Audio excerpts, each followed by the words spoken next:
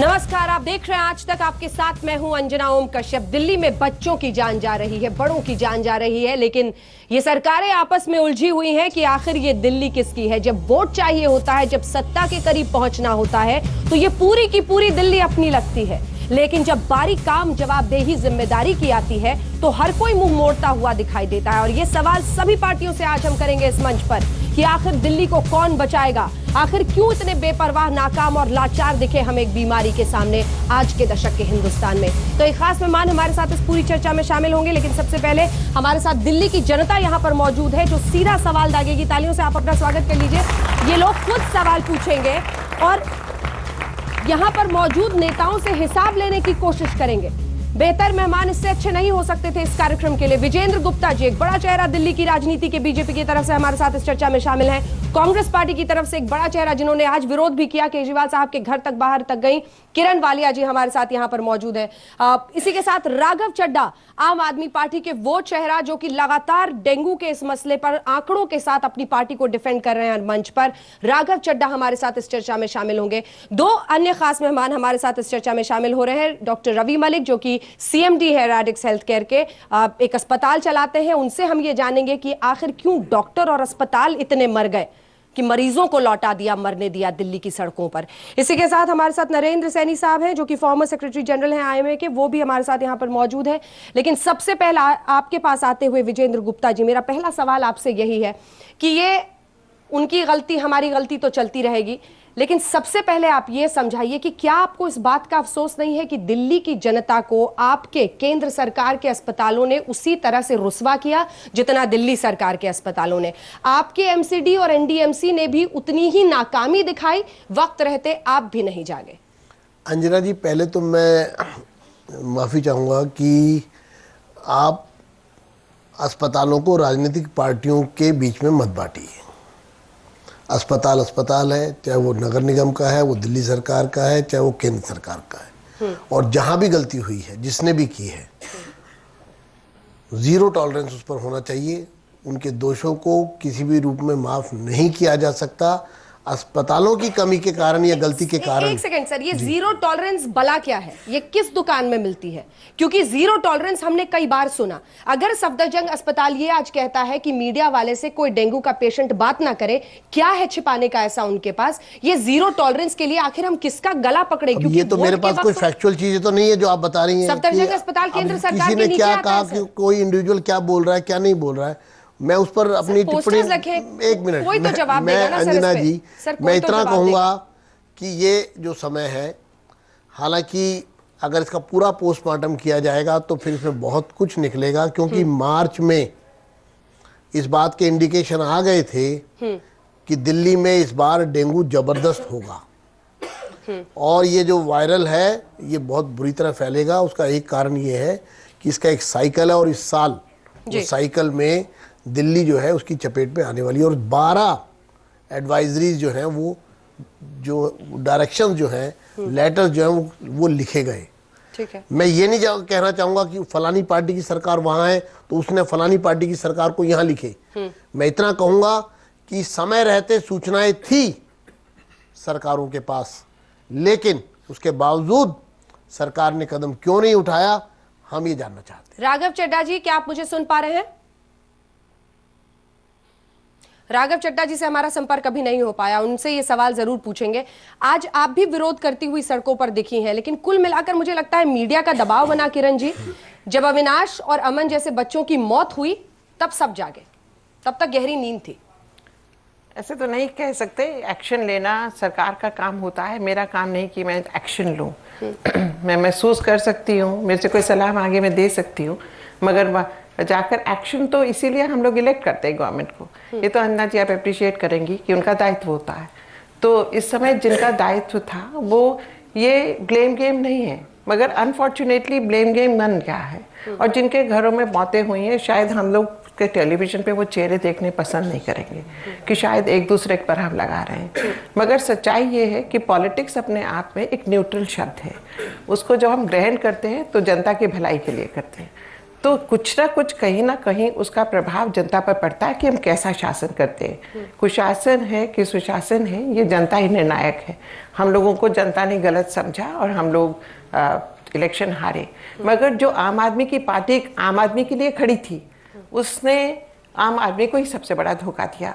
और सिर्फ जब से सत्ता में आए हैं, पुलिस खराब, केंद्र खराब, एलजी खराब, एक दिन सारी जनता को भी खराब बोल देंगे। तो ऐसी परिस्थिति में इनकम टैक्स डिपार्टमेंट खराब, एंटी करप्शन ब्रांच खराब, तो ऐसे बिजली वाले खराब। तो ये जो स्टाइल है फंक्शनिंग का, जस्ट ब्लेम एवरीबॉडी, ये ऐसा कहीं दुनिया में नहीं देखा गया, खासकर डेमोक्रेसीज में। तो ये जो इनका स्टाइल था, इसमें इन्होंने सोचा कि हम जो कुछ भी होगा किसी ना किसी को तो ब्लेम कर ही देंगे।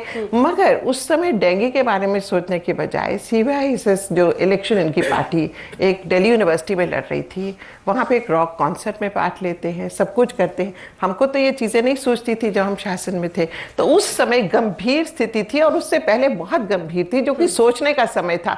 मुद्दा बीमारी का इलाज और अस्पताल और बेड्स की कमी नहीं है, मुद्दा उस मच्छर को क्यों नहीं ट्रीट किया गया, उसको क्यों नहीं खत्म किया गया जिसने ये व्यवस्था पैदा की। एहतियाती कदम क्यों नहीं शुरू में जी उठाए हाँ, गए? तो इसमें माफ करना, वो लोग MCD को ब्लेम कर रहे हैं। उन्होंने सोचा होगा ठीक रहा, किसी के भी सिर पे ठोके तो कुछ ना कुछ हम तो बचाएंगे, उनका स्टाइल है।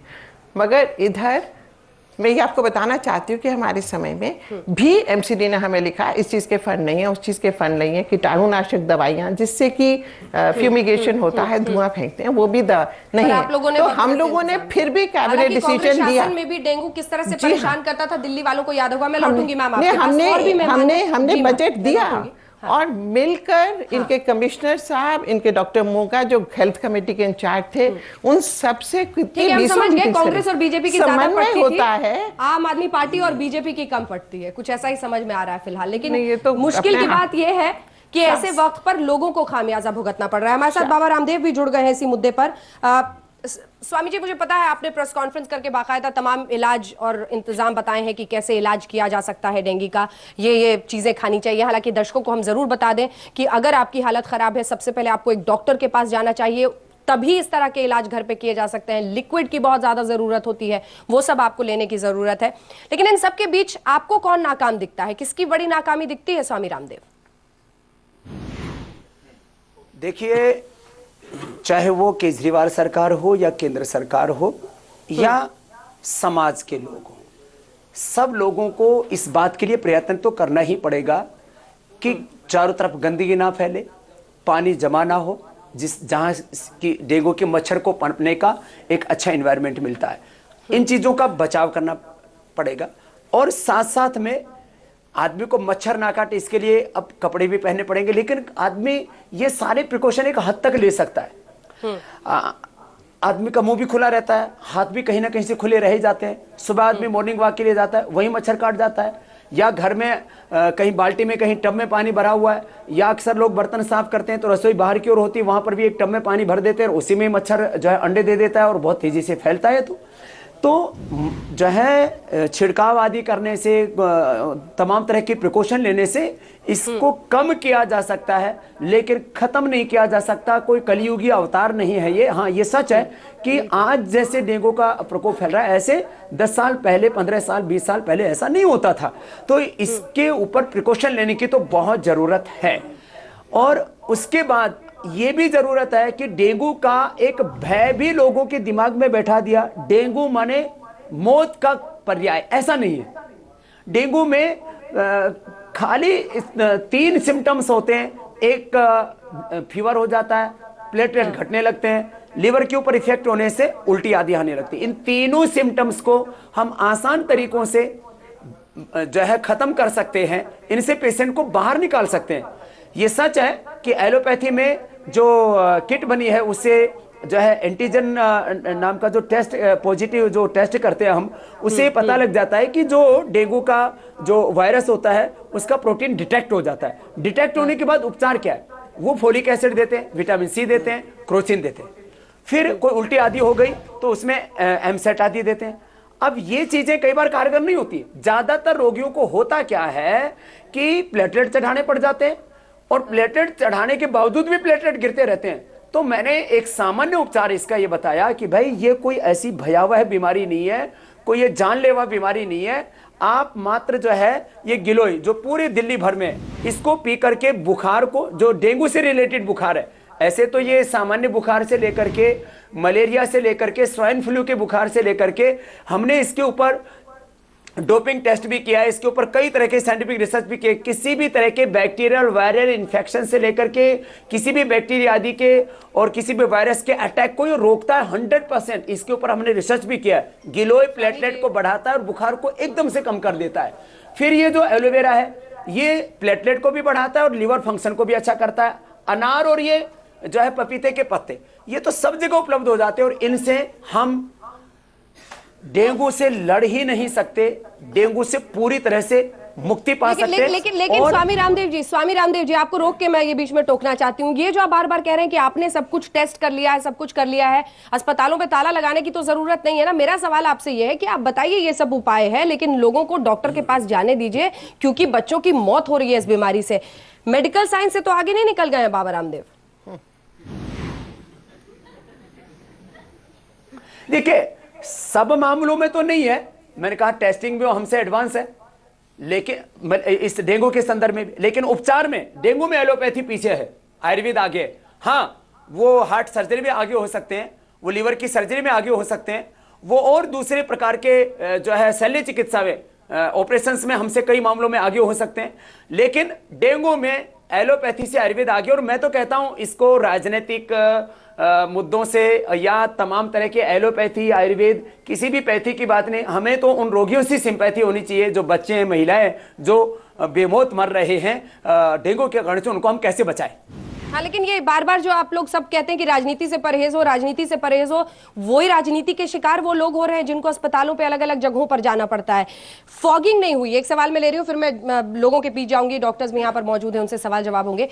फॉगिंग नहीं हुई दिल्ली में, प्रिवेंटिव मेजर्स नहीं लिए गए, विज्ञापनों पर खर्च होता रहा, लेकिन विज्ञापनों में कहीं मच्छर, डेंगू जैसी कोई चीज ही नहीं दिखी। मतलब आपने ना अवेयरनेस का कार्यक्रम किया दिल्ली में, ना आपने फॉगिंग कराई, तो फिर परिणाम ये होने थे, तो फिर जवाबदेही तो दिल्ली सरकार की बनेगी ना स्वामी जी।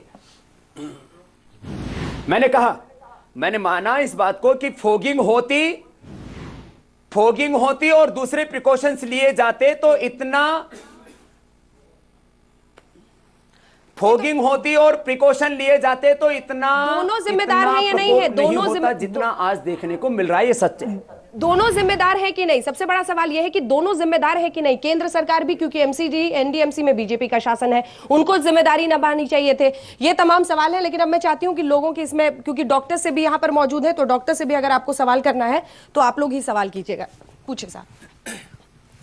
देखिए, सबको पता है डेंगू हर साल आता है, सबको पता है इससे हर साल सैकड़ों लोग मरते हैं, लेकिन क्यों सरकार की नींद तब तक नहीं चेतती जब तक 25-50 बंदे मर नहीं जाते? क्यों सरकार का एक्शन प्लान तब तक सामने नहीं आता जब तक 25-50 बंदे मर नहीं जाते?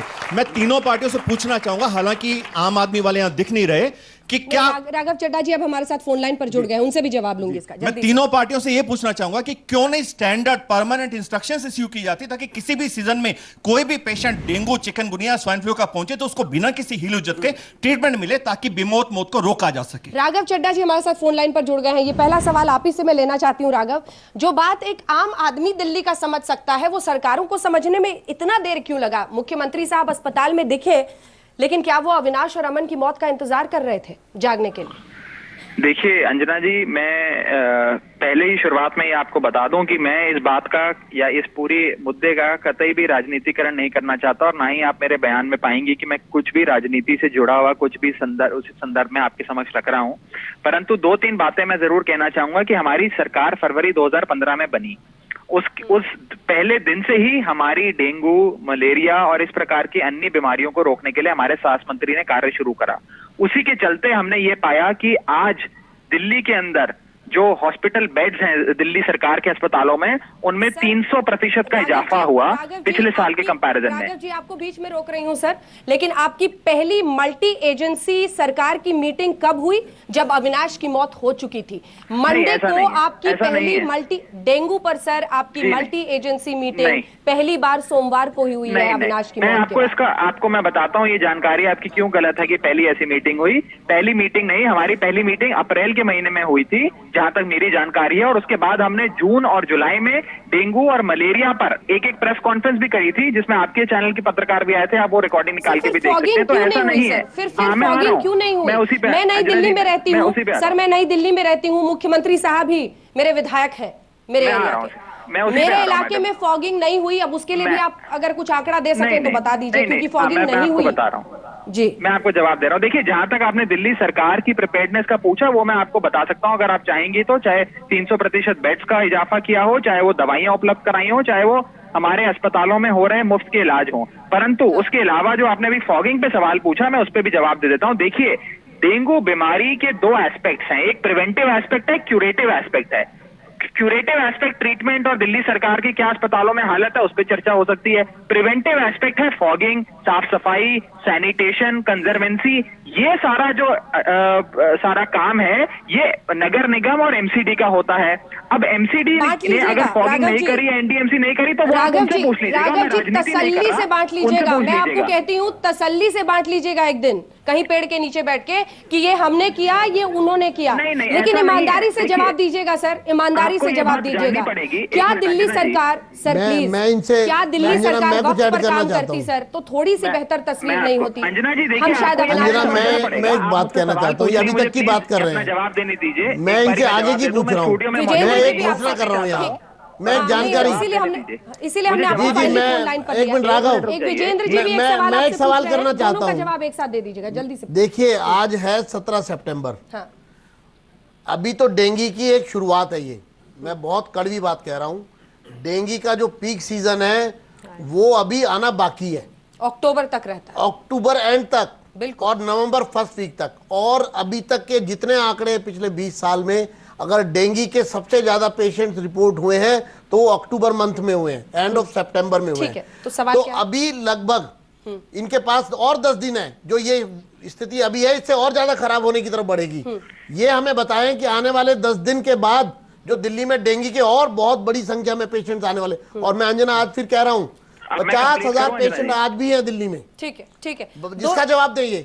हिंदुस्तान में 1996 में डेंगू का पहला मामला आया था, वहां से आज तक का सफर देखिए। लापरवाही और गैर जिम्मेदाराना हरकत की ऐसी यहां पर दस्तूर है जिसकी वजह से अब आज एक 24 घंटे के अंदर 3 लोग डेंगू के शिकार हो गए हैं। हमारी व्यवस्था, हमारी सरकारों ने ऐसी हालत बना दी है, बजाय इसके कि हम डेंगू जैसी बीमारी को खत्म करते या पर उसके लिए एहतियाती कदम उठाते, हम उसके गुलाम बन गए हैं। वो हर साल आता है, हमें यूं ही परेशान करता है, लोग मरते हैं, बच्चे मरते हैं, और फिर यह कहा जाता है कि हिंदुस्तान में वाकई जिंदगियों की कोई कीमत नहीं रह गई है। कई खास मेहमान हमारे साथ जुड़े हुए हैं जिनसे हम चर्चा कर रहे हैं। हमारे साथ दिल्ली की जनता है जो सीधे सवाल पूछ रही है अपने नेताओं से, लेकिन तमाम सवालों का रुख करने से पहले हमारे साथ राघव चड्ढा आम आदमी पार्टी की तरफ से, विजेंद्र गुप्ता जी बीजेपी की तरफ से और किरण बालिया जी हैं। लोगों का सबसे ज्यादा सवाल विजेंद्र जी ने भी आपसे पूछा है, राघव चड्ढा आप ही से सवाल है, और एक शख्स यहाँ पर और है जिनका सवाल लेने के बाद ही मैं आपका जवाब लूंगी।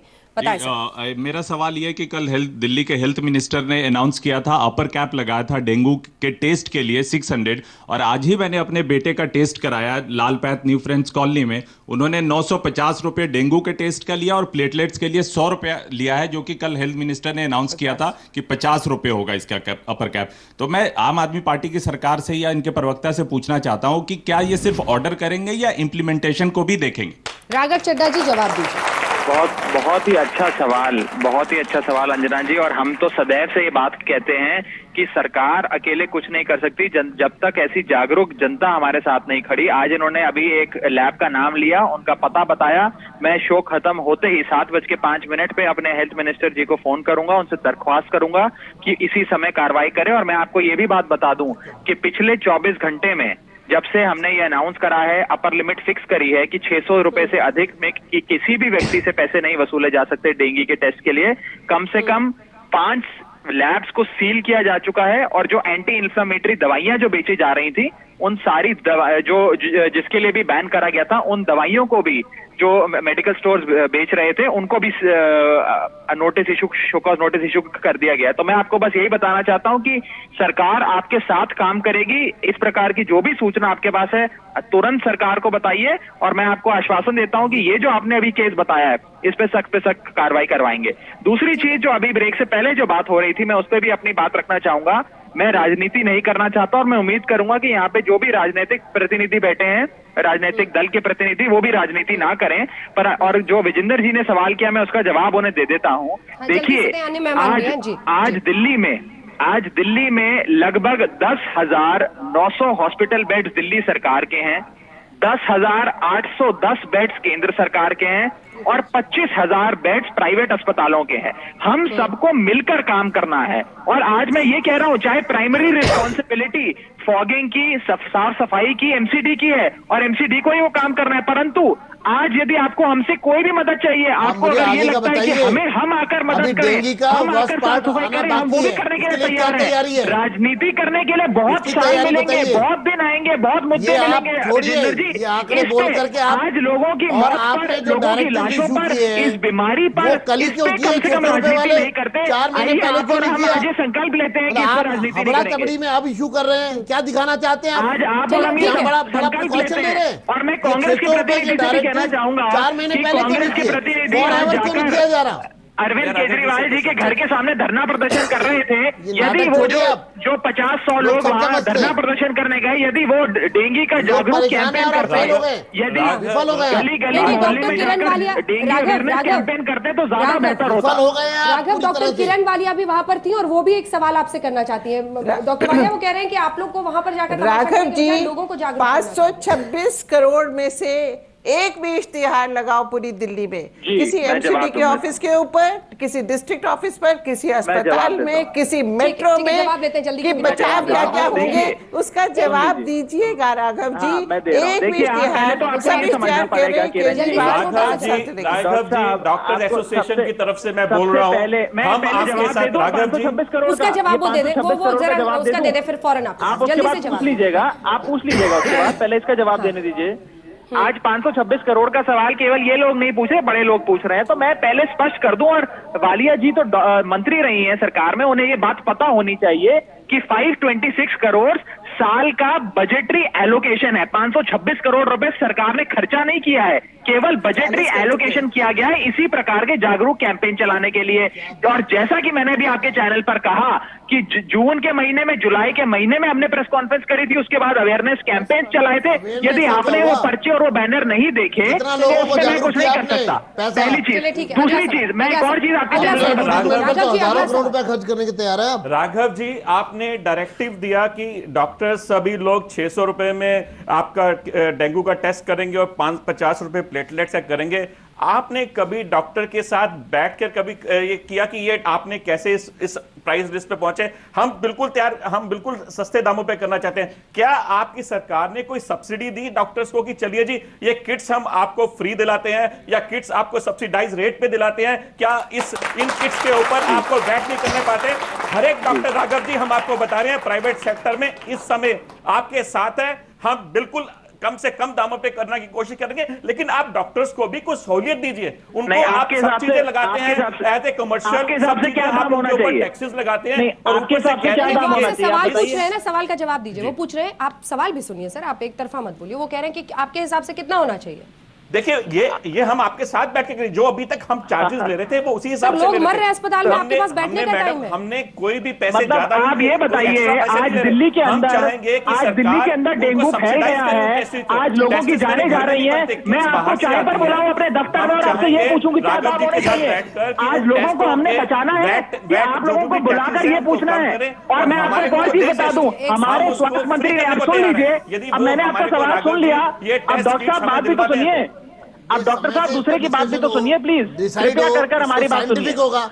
अब जो हमारे स्वास्थ्य मंत्री ने बैठक करी, वहाँ तमाम एसोसिएशन के लोग भी आए, उन्होंने पूरा कॉस्ट बेनिफिट एनालिसिस करा, देखा क्या टेस्ट की क्या लागत आती है, इसकी क्या लागत आती है, इसका क्या खर्च आता है, उसके बाद ये करा गया। आज लोगों की जानें कैसे बचाई जाए ये मुद्दा है। आज डॉक्टरों की जेब कैसे भरी जाए या प्राइवेट हॉस्पिटल के पास कैसे मुनाफा कमाया जाए, आज वो सवाल नहीं है। आज सवाल ये है कि लोगों की जानें कैसे बचाई जाए। राघव जी एक सेकंड प्लीज, जरा सा रुकिएगा, क्योंकि लोग हैं यहाँ पर, वो भी सवाल पूछना चाहते हैं। पूछिए आप। सब अपने अपने बचाव के लिए लड़ रहे हैं, हमारे बचाव की तो किसी को चिंता ही नहीं लगती। मेरा सवाल डॉक्टर साहब से है कि सर, इस देश में डॉक्टर को भगवान का दूसरा रूप माना जाता है और आज इस प्रकार कुछ पैसे ना होने की वजह से क्या डॉक्टर इतने इनह्यूमन हो गए कि वो पेशेंट्स को भेज दें मरने के लिए वापस? मैं चाहती हूँ डॉक्टर रवि मलिक इसका जवाब दें। देखिए, मैं आपको एक चीज बताना चाहूंगा कि हम डॉक्टर्स हिपोक्रेटिक ओथ लेके आते हैं, तो हर वक्त अगर हम ब्लेम करते रहेंगे तो एक पेशेंट डॉक्टर रिलेशन एक तो खराब होगा। ये मान सकते हैं कि कई प्रोफेशन के अंदर हो सकता है ब्लैक शीप्स हो सकता है कि वो लापरवाही से काम करते हो, लेकिन उन डॉक्टर्स का क्या है जो 80, 90, 95% जो हैं, जो 8 घंटे काम करने की जगह आजकल 15-15 घंटे काम कर रहे हैं, अपनी फैमिलीज को नहीं देख रहे हैं, उनको कहीं ना कहीं पे प्रोत्साहन होना चाहिए मेरे हिसाब से बनिस्बत के। जहां तक प्रिवेंशन का तल्लक है, ये एक ऐसी बीमारी है जिसमें कि पूरा इलाज करने के बाद भी कई बार मरीज को नहीं बचाया जा सकता। अविनाश को तो कई बार लौटाया सर, आपको बार बार मैंने बताया 9 सितंबर एक अस्पताल लौटाता है, 10 सितंबर एक अस्पताल लौटाता है। अंजना जी, उसकी बात से हम बिल्कुल सहमत हैं आपसे कि अगर कोई मरीज को अनस्टेबल हालत में लौटा रहा है उसके खिलाफ एक्शन होना चाहिए। क्रिमिनल नेग्लिजेंस है, इट इज क्रिमिनल नेग्लिजेंस, बच्चे की हत्या है ये, और हम इस चीज को सपोर्ट करते हैं। आप और हम गणेश चतुर्थी मना रहे हैं, उसके परिवार में सोचिए आज किस तरह का मातम होगा। आपकी बात बिल्कुल ठीक है, लेकिन अंजना जी इस वक्त जो संकट की घड़ी है, इसके अंदर हमको सबकी कोऑपरेशन लेनी है, और ऐसे डॉक्टर्स भी हतोत्साहित नहीं होने चाहिए जो कि लगे हुए हैं अपने कामों में, कार्यरत हैं और सुबह से शाम काम कर रहे हैं, ओवरलोडेड हॉस्पिटल्स में काम कर रहे हैं। अंजना जी, एक चीज मैं और बताना चाहूंगा कि सिर्फ बेड बढ़ाने से कुछ नहीं होगा, क्योंकि एक हॉस्पिटल जो है एक डॉक्टर से नहीं चलता, एक पूरा एक टीम वर्क होता है जिसके अंदर नर्सेज है, जिसके अंदर लैब टेक्नीशियंस है, जिसके अंदर इक्विपमेंट्स है, ये सब चाहिए। सिर्फ ये नहीं, फिर तो हम सभी पेशेंट्स को बोल देते हैं जी हमारे यहाँ बेड नहीं है, आप अपने अपने एक बेड लेते आइए, अपने घर से एक चारपाई लेते आइए, हम रख लेंगे। इससे हमारी सुविधा नहीं होगी, ये पूरी प्लानिंग से होगा। सिर्फ जब तक हमारे साथ ये जो हम कह रहे हैं कि हम इतने बेड बढ़ा दिए, अनलेस एंड अनटिल उसके साथ साथ हम अपने साथ डॉक्टर्स वहां पे नहीं बढ़ाएंगे, अंजना जी, इसमें एक छोटी सी चीज मैं और भी बताना चाहूंगा कि अगर वहां पर अगर बेड अवेलेबल नहीं है और मरीज को भर्ती कर लेते हैं और उसको प्रॉपर इलाज नहीं कर सकते, क्योंकि it is a potentially life threatening disease, supposedly 4 आपके पास पेशेंट रखने की आईसीयू में जगह आप 8 भर्ती कर लेते हैं क्योंकि आप रिफ्यूज नहीं कर सकते, और उसके बाद मौत हो जाती है, तो डॉक्टर के ऊपर क्रिमिनल नेग्लिजेंस लगेगी कि आपने 8 भर्ती कैसे कर लिए और उनको आप मॉनिटर नहीं कर पा रहे हैं। आपको और हमको ये समझना पड़ेगा कि डॉक्टर्स की भी अपनी मजबूरी है। It is not, there is nothing to defend it कि अगर कोई पेशेंट कैजुअलिटी में आता है और वो सीरियस हालत में, उसको बिना स्टेबल किए आप कहीं पे नहीं भेज सकते, ये बात बिल्कुल सही है, लेकिन आप उसको बिल्कुल लाद भी नहीं सकते अगर आपके पास इंफ्रास्ट्रक्चर नहीं है और आप इसकी उम्मीदें बहुत ज्यादा होती है। हर किसी को लोग गुस्से में गाली देते हैं, लेकिन डॉक्टर के आगे साहब जरूर लगाते हैं, तो कुछ तो वजह होगी उसकी। लोगों को लगता है कि भगवान का रूप है, इसीलिए शायद वो 5वें आदमी को भी खड़े होकर इलाज, इसीलिए अंजना जी जो ये पेशेंट डॉक्टर रिलेशन है उसी के लिए we are concern. Saurabh Bhardwaj अब हमारे साथ आम आदमी पार्टी की तरफ से जुड़ गए हैं। सौरभ जी, बहुत देर से आपसे संपर्क हो पाया, राघव जी हमारे साथ फोन लाइन पर बने हुए थे, बहुत सारे सवाल हैं यहाँ पर, और सबसे बड़ी बात जो आ रही है ये जो नीजक रिएक्शन है, 100 बेड यहाँ बढ़ा दो, ये कर दो अचानक, या फिर अगर कुछ लैब्स हैं जो ज्यादा पैसे ले रहे हैं तो उनको सील कर दो, फिर आखिर इंफ्रास्ट्रक्चर कहां से आएगा? उन्हीं लैब्स में टेस्ट होने हैं, हजारों की तादाद में लोग पहुंच रहे हैं, देश भर में लगभग 20,000 डेंगू के केसेस इस साल हो गए हैं, 2,000 के आसपास दिल्ली में। ऐसे में आपके पास कोई प्लानिंग नहीं है, बस रोजाना सुबह में आते हैं, कुछ ऐलान होते हैं और शाम को वहीं पर आप चले जाते हैं। यह है सीधा जो लोग यहां पर मौजूद हैं उनका कहना।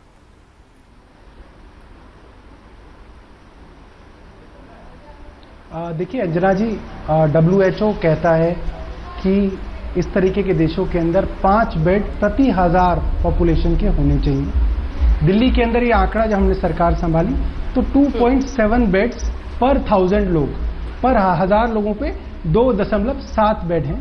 देश के अंदर ये आंकड़ा 1 से भी कम है, 1 से भी कम बेड है 1000 के अंदर।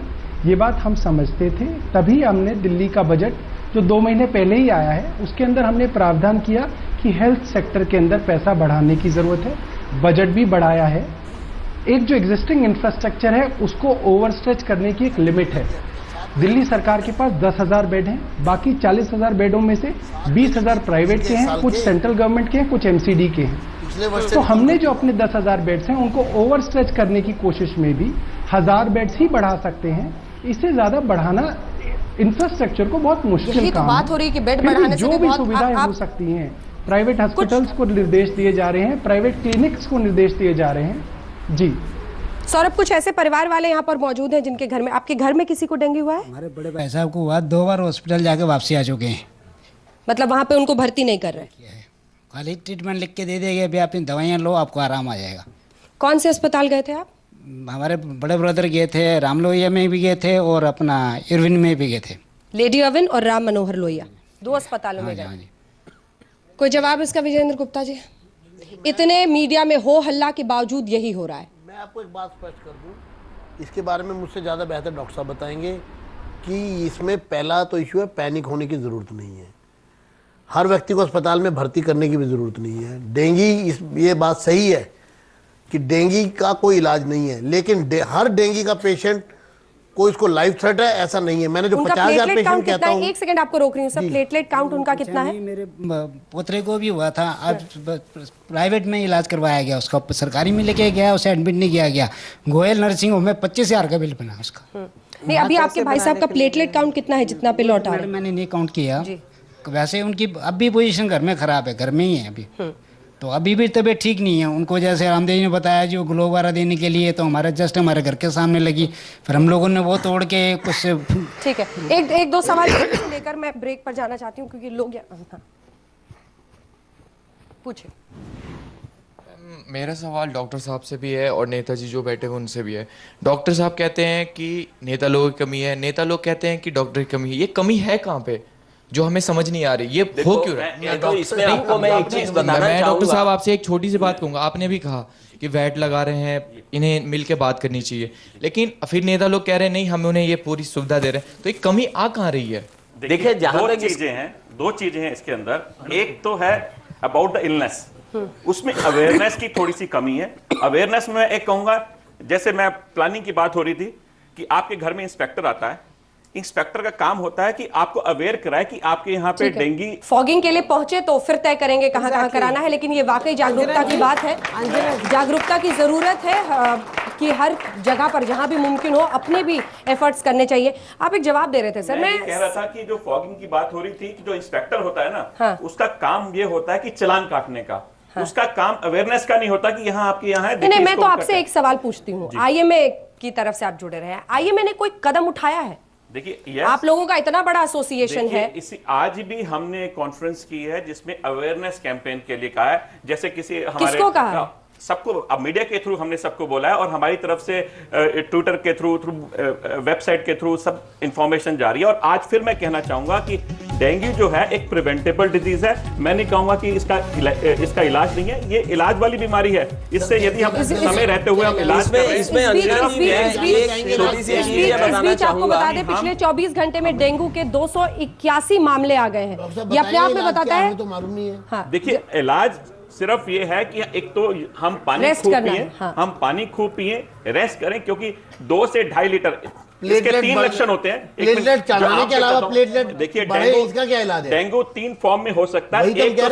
एक सिंपल इलनेस जो 99% को होगी, जिसमें कुछ नहीं करना, आपका 99% आप अपने घर में अपने आप दवाई मत लीजिए, एक क्वालिफाइड डॉक्टर के पास जाइए, पैरासीटामोल यदि आपको जरूरत पड़ती है, इसके अलावा कोई दवाई नहीं लीजिए। अमूमन होता है लोग एस्पिरिन डिस्प्रिन जैसी दवाई लेने शुरू कर देते हैं, जो कि नुकसानदायक हो सकती है। पैरासीटामोल लीजिए, कोई दवाई नहीं, लिक्विड्स बहुत ज्यादा लेने की जरूरत है। प्लेटलेट काउंट खुद राइज करता है, बस आपको आराम करना है।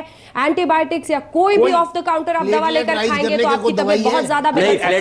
एक सवाल यहाँ पर है, एक सवाल है, जल्दी से हम कार्यक्रम का अंत करना है, जल्दी से। अपने आप ही तो प्लेटलेट बढ़ता है। बीजेपी से बात करना चाह रहा हूँ क्योंकि इनकी सरकार है, तो अगर ये एमसीडी टाइम पे काम करती, घर घर जाके जागरूक करती, तो आज ये नौबत नहीं आती। फॉगिंग वक्त पे हुई होती, तो फॉगिंग वक्त पे हुई होती।